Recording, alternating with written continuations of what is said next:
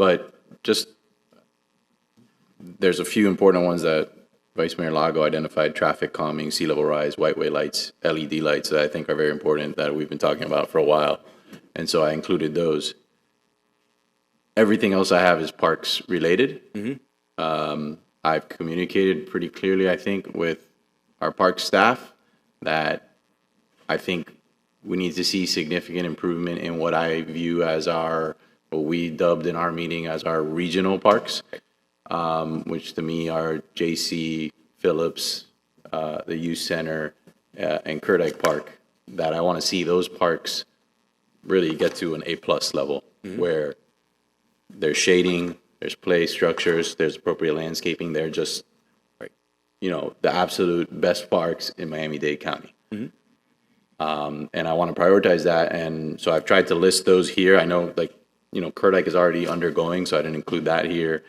Youth Center is a bigger, issue, because there's so many different aspects to it that we would have to address. So I think we'll have that conversation. But I tried to include all of the other ones, and I'm really just trying to, again, continue to push whatever we can do to not only get these done, but to get them done sooner than later. I appreciate the fact that we have a plan and, it's budgeted over time, but I would love nothing more than to see our regional parks in the next few years before my term is up, which just started 4 years. I would love to, in 4 years from now, be able to look and see those major regional parks that we have are night and day, are just absolute A+ parks in the county of Miami-Dade. And I think anything short of that is a failure on our part, because I view parks, again, as something fundamental that we do. Public safety, public works, and city parks. That's something that our residents should expect from us. So that was really the, we can tinker, and I'm happy to hear from parks on if there's a better way to prioritize these because of how they're currently budgeted. I'm flexible on that. But my message was, I want to see these parks, improved. And Parks knows that, but I think for the sake of the commission, the discussions we had was, there's two separate items. The matrix, and we got clarification on the matrix, is that the matrix is more of a replacement plan. It's not additions, it's not enhancements. And that's where we now entered like JC Park as a separate item, because we're talking about creating it as a regional park and basically enhancing the entire park. So the matrix is, okay, the playground's outdated, there's safety concerns, we need to replace the existing playground with a new one. It doesn't allow us to go back to the community and say, we want something bigger, better, different, because that wasn't what was funded. It was just a replacement. Since our conversations too with Keith and Finance, they have increased the matrix so that we can add certain items. And you'll see in the matrix 2 new items that we entered, which is basically replacement of surfacing specific to that, and additions of shade structures or replacement of shade structures. Because while we've done a great job, I think, in the last 3 years acquiring new passive parks, and we're going into construction now this summer, construction fencing is already up around those 5 passive parks. We are doing really well with those. Our deferred maintenance, we're still playing catch up, and it's affecting our larger parks. And we've had a lot of conversations, Mitch and I have been present, with our focus groups, with our public meetings as part of the master plan process, and there was a big need for those parks to be targeted. They feel like it's time for a facelift. Yeah. And I guess the overarching point I'm trying to make here is, if I didn't mean for these particular 9 items that I chose. I think you get my point, is I want those parks overall to see significant improvement. So if you tell me, hey, this one you chose here, because I tried to go through the book and identify the appropriate items. But if you tell me, hey, that item's really, a deferred maintenance item or something, let's call it something else, then I'm happy to make adjustments. No, these are all new items. So Okay. JC Park would be wouldn't be a replacement, would be an enhancement. Right. I saw Phillips was as renovation/enhancement, so I wasn't sure on that. So you'll see Phillips is listed also in the matrix, because there's part of it coming from the matrix for replacement. The other part that we've called for would be enhancements. And what the discussions was about Phillips is, it is our largest facility outside of the youth center. Its purpose mainly right now is that field, which we basically push a lot of the soccer space out on that park because we're limited with field space. So that is one of the biggest usages for that park, as well as the basketball courts, because it's one of the only ones besides the youth center one that's open for any use. It's not a monitored park right now, so we're really looking at creating it more of a satellite facility. We need to provide some kind of a monitoring system for that park.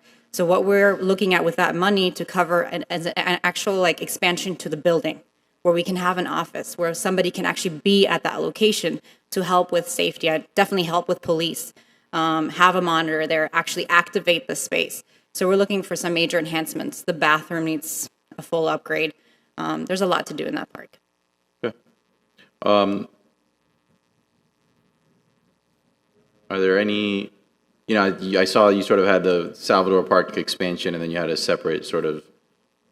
Salvador has Aid two structure. items. So we actually pursued a grant that was awarded to us by FERDAP, which would be for the expansion of the area that's just green space, which basically always dies because there's a big shade tree over it. Right. And that was for the inclusive playground. So that was funded. We will now start pursuing and getting an architect and a designer on that to start the preliminary designs. We'll have to go back to the community for that. The other part of that is the replacement of Salvador Park, the bathrooms. That was another thing. A lot of the bathrooms have come up. We need to replace our bathrooms, fix them, repair them. ADA issues have come up. So as we do replacements and repairs, we also have to address ADA. Right. And then any ideas on, well, let me ask this question. You had Blue Road open space renovation as a line item on here, and I can. Originally, I think it's still in the matrix. Yeah. It originally was put in the matrix, and there was a discussion about it's not really a replacement because there's nothing there right now. Right. It would be a great amenity as a park because it is facing the water. We don't have many waterfront parks, Right. but right now it's closed off because of safety. It does have a big drop. So we'd need to make it safe and secure before we even explore opening that park space. Is there a plan or a vision at this point in terms of what you want to see there, or an idea, or There has is been a it lot of still- different input from the Parks Advisory Board, from the community, the Waterway Advisory Board also. So we're exploring those opportunities. What we had budgeted was just basically for securing the site. It wasn't for developing. Sure. So we might need to add additional funding to actually, depending what the input is, looking at something bigger. And I don't, by contrast, I don't necessarily see that as anywhere close to the level of these other parks we're talking about in terms of the type of, investment you would need to make. No, but, not anywhere near. But it would be nice to at least activate it a little bit, and I understand your point. I think when you say. And right now, it's not utilized. It's a property we own, we don't use. Exactly. So I would love to be able to see us take advantage of that and just activate that a bit. I've told this to you guys. I think there should be a splash pad in the city somewhere. We've put money in for a splash pad. We haven't identified a location yet. There's different possibilities. Right. Could it be something where Phillips Park is explored and maybe there's a space that could be utilized for a splash pad? Would it be an expansion of part of the youth center master plan? So we have two master plans working together in conjunction right now. It's the overall parks master plan as well as one specific to the youth center.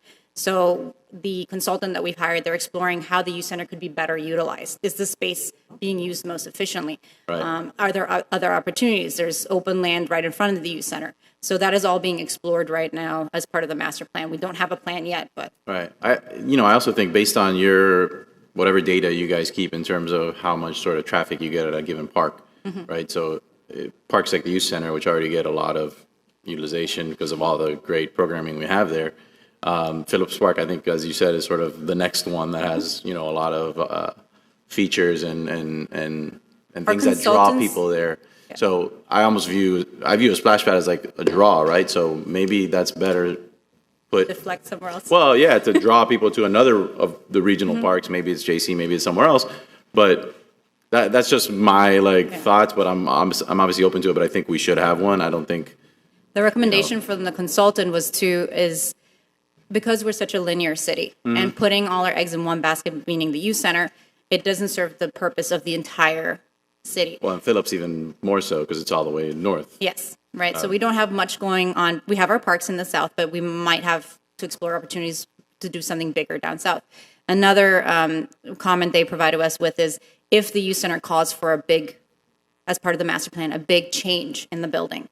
And maybe there is a change in the interior, in the classrooms, maybe something bigger that we haven't envisioned yet. There will have to be something in place where we can move programming elsewhere while that construction happens. And this could be 5 years from now, it could be 10 years from, it could be 15 years from now, but we have to start building a plan of where, if something happens where we have to redo the building, where do we push our programming? And that's where they suggest is looking at another building up to another large satellite facility, where when that time comes, we can move programming elsewhere. And that's what they suggest most other municipalities do. As they do expansions, they have a plan in place already to move other programming elsewhere. They do their expansion, and then everything's complete, and they move back together.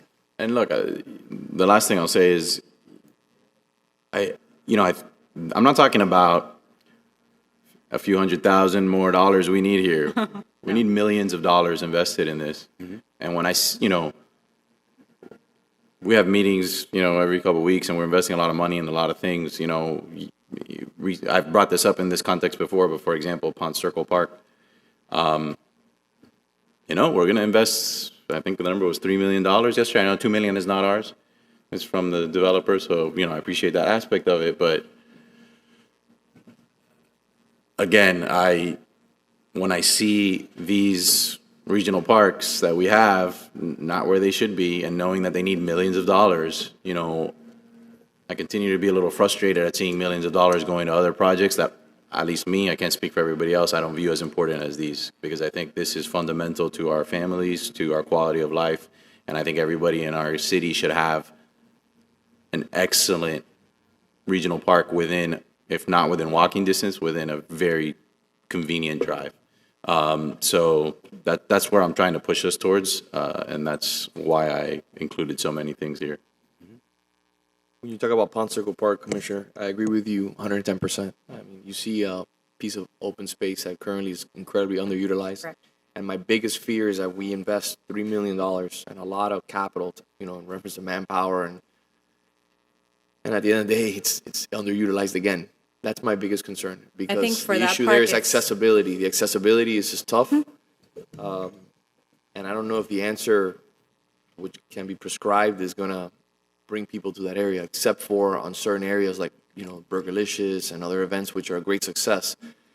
But I just find it tough that, for people to use that park. So do we use those $3 million and spread it across a few different other areas of the city? Is there other line items that are more critically important? Are there other parks that, get a lot of usage from families in the neighborhoods? I would hate to, and I think because the downtown keeps growing, I'd hate to take away something that's important to the downtown, like a space like Pond Circle Park. It is important. It's just not safe to get there right now. And I think if there's a way, and I with pedestrian access, with Jessica's input, with traffic calming, like if there's a way to make it accessible and safe, I think that will change the usage of that park. I do too, but if we're just talking about how many people we're servicing, how many residents we're servicing, it will never, ever, ever come close to providing the number of services and touches with our residents that a youth center does, nor should it, right? But my point is that when we're looking to invest millions of dollars, and I'm thinking about if I had an unlimited budget, let's do it all, right? Yes. So I'm just, again, I see, I'm sure you all do. I get complaints all the time about certain aspects of the youth center and the condition they're in, and it's a big monster project to tackle. And that one's hard because we're in the building. Right. We can't just all leave the building Right. and do a brand new But building. that is a building that's servicing thousands of people every day. And I'm sure we can make Pond Circle Park better. And I'm not trying to single out Pond Circle Park. It's just the one that came to mind because we talked about it yesterday, and it's a big line item in terms of dollars invested. And I get that it's important, and it's an important architectural and design feature in our city and in our downtown. I'm not trying to disrespect that in any way. But if you're asking me what I prioritize the building where thousands of our residents and kids and adults and go every day for quality programming. And I think we can grow that out to some of these other regional parks and have a real robust park system that has all those services, not just in one location, but throughout the city, that are really an amenity to our residents. So again, I don't mean to single out Pond Circle Park, but as I see, like I said, $200,000 line item isn't getting me anywhere close to where I think we need to get. Right. $2 or $3 million item is. So I'm just trying to, because you guys always ask, hey, if you want to put money here, you got to find it somewhere else, and that's what we're here to do. So that's my overarching feelings, and it will probably. And the most, I suspect my list is going to look very similar every year going forward until we get where I think we need to be. And I'm going to keep pushing on this. So, Well, I think we need a bigger conversation for the whole commission to talk about parks and to talk about this whole concept of the 4 regional parks and where Ponce Park fits in. sure. We don't necessarily say we're not going to do Ponce Park. Maybe we push Ponce Park out a little bit, use the money that we've eyeballed right now for one of the regional parks, because $3 million could do an entire park. I'm not just throwing an I idea would out like to see an inventory of what parks we have in the city. Passive parks, which I think is an abomination. I think a passive park is an oxymoron. But passive parks and active parks where kids play, et cetera, as opposed to having the 4 or 5 neighbors enjoy the park and nobody else. I'd like to have an inventory, because I think that at some point, our goal, I've always thought, was to have a park within a 10-minute walk of every house in Coral Gables. But should we have it to have a park within a 5-minute walk of every home in Coral Gables, or a 3-minute walk? I would like to discuss the issue of parks very much before we continue with a, not blind, but a full commitment to continue parks. Maybe we should not have 2 parks next to each other, or we should make better use of the parks we have. I'm thinking of Country Club Prado, which is a beautiful, beautiful 16, 18 stretch of park that nobody ever uses. Another, the one in Blue Road, we should also enable that to be used by people. I'd like to have a discussion on this. we can provide the commission as part of the master plan process. They have now done a full what we have inventory. now, Yes. and then have a sunshine meeting for us to discuss parks. Okay. And Mayor, we're going to be doing that because the park master plan is ongoing right now and should be finished December. by December, which will deal with the parks. In addition to that, it'll be also dealing with the youth center that wasn't included before and is included now. So we're looking at that as a kind of holistic approach to parks, and I think we'll have all that information available, and we will be setting up sunshine meetings on that also. Correct. Yeah, Okay. like And I said, there and will I had a be. great meeting with the gentleman who's doing the master plan work. I'm sure everybody else did too, and I'm glad we're doing that. So to your point, I'm not trying to dictate that I think it has to be for a region. That's like my idea and vision. But if it's 3 instead of 4, my point is we need more robust and outstanding parks. And right now, and I say this with respect, because I think our parks team does a great job. We have to give them the resources to get us there. I don't know that we have any that I would qualify as an absolute 10 of 10. This is an A+ park, has all the things we would want to see. I think Betsy Adams, I think now with the wall and the fence when it's done, I think is excellent. Obviously a smaller Yes. neighborhood park, but It's interesting to drive by it, Yeah. on a Thursday, Friday, Saturday, Sunday. It's just packed. it changed the It's- neighborhood. I mean, it- people it's- tell it you. has changed the neighborhood incredibly. Yeah. Certain people had concerns. Which one is this? Betsy Adams, and it's an active park. Wonderful. Um, I'm all for it. and it's changed the neighborhood all for the better. Correct. So I agree with Commissioner Mena's comments, And- 110%. And I can get into all kinds of other, philosophical things on this. Like, if you want to talk about a lot of the sort of the temperament you see in our society out there, the way people talk to each other, treat each other, some of the vitriol you see in interactions. Public spaces like parks give you a sense of community. You see your neighbors that you would not otherwise see because you're in your house, binge watching Game of Thrones or on your social media, whatever you're doing, but you're not out, you're not active with your kids, and you're not interacting with your neighbors. This is an opportunity to do that in our city, and I think it is, again, to me, my personal top priority as far as a quality of life issue in this city. So I'm going to keep pushing on it, and that's why I rank this way. I don't want to belabor the point any further. But But you're not belaboring. I think this is important, and I just want to add a little bit more color to your comments. The reason why we wrote that legislation to get $20 million over 10 years, this is a prime example of what we did it. And then why we tweaked it to go to 65-35 to fund parks, so you have the resources. Right. But if we need to put additional resources into funding parks, that's why I made it my number 2, neighborhood park land purchase and maintenance and improvements. But now when you tell me that if I put that item as number 2, we're not increasing funding, then I'll just scratch that, and I'll make my number 2 priority, for example, sidewalks on Alhambra, Cartagena Circle, Granada and Columbus Plaza transformation. I'll make it Phillips Park renovation, JC Park enhancements. If this is about capital projects, one by one by one, my list will be completely different. I think it's just, where does the commission want to take it? You just want to replace what's there, or do you want something bigger and better? And that's the conversation. My goal has always been, number one, make our existing parks as good, just like the rest of the commission, I think, agrees with Commissioner Mena.